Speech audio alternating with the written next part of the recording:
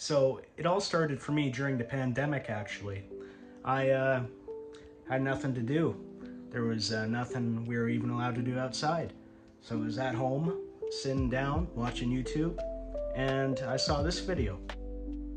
So these guys sell for about $300 as adults. I've been offered $7,500 for my breeding group. And I said no. I'm expecting to make at least $20,000 from just my breeding group this year. Just from one tank. My target for the year is about 60. So after hearing that, all I was thinking was, why am I not doing that? I've always owned a fish tank and I've never been able to make any money from it, but I really should. $20,000 a year off one tank? That can kind of change your mind about how you're using your aquarium.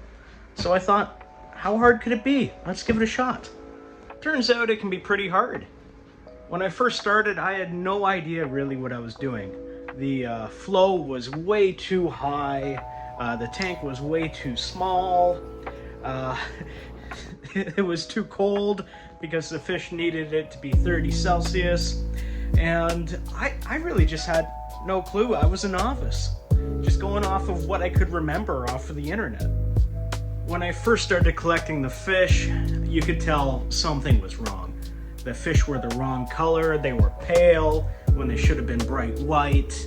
They didn't look so good. So I kept slowly trying to change things, trying to make it better and improve.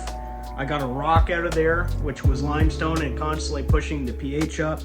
I got more fish, so they had more of a colony. I got one fish that showed up with completely damaged fins. It was sold to me as a female, but I think it was really a male. This poor fish has lost all of its fins in a fight and regrown it like 2 or 3 times. I still have this fish. I'm still waiting on its fins to regrow though. It might have just been pushed to its limit. I got them some medicine and some better quality water since I tested my tap water and it was complete garbage, but I'll make a separate video on that in the future. I even tried growing potatoes in the aquarium in an effort to get the nitrates down to 0. But it worked a little bit, but it really didn't. You would need quite a lot of massive potatoes which were immune to rot, which just wasn't something I had. Eventually I learned about resin absorbing pads for nitrates and I started using those, and that kind of fixed the problem in time. I kept changing the layout over and over and over again from my aquarium, trying to find one that they liked, but it just became clear that they were going to need a bigger tank and a bigger home. So after a while, that's exactly what I did.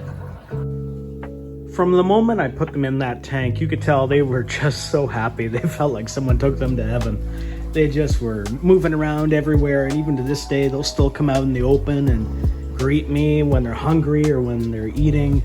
It's a tank I'm very proud of. I'm very proud of this aquarium.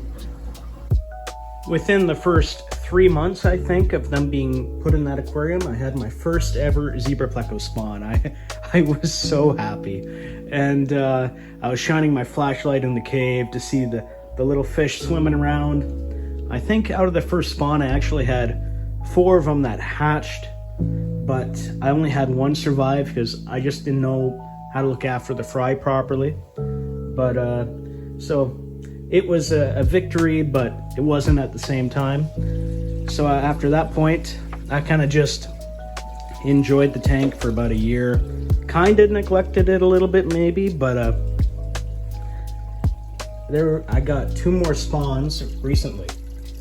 One of which happened the very day that Toronto actually got flooded.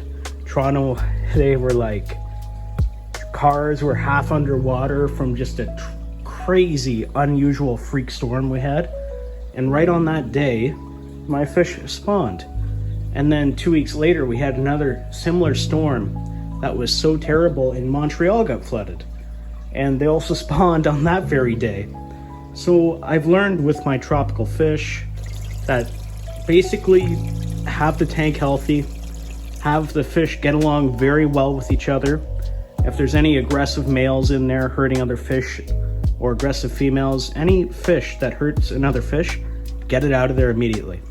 And sell it, get rid of it. You don't want it.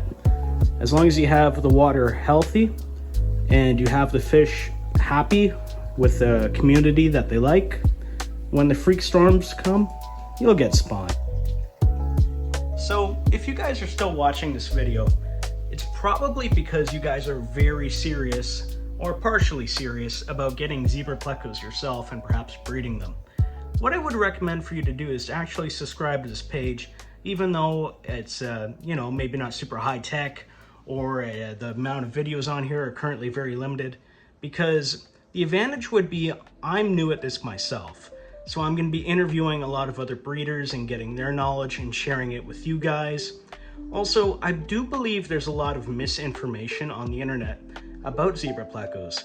So anytime something proves not to be true, I'm going to make a whole video explaining why. Also, it's just another tank you guys can keep updated on. Any kind of drama that goes on in there, I'll let you guys know. So thanks for watching, and we'll see you next time.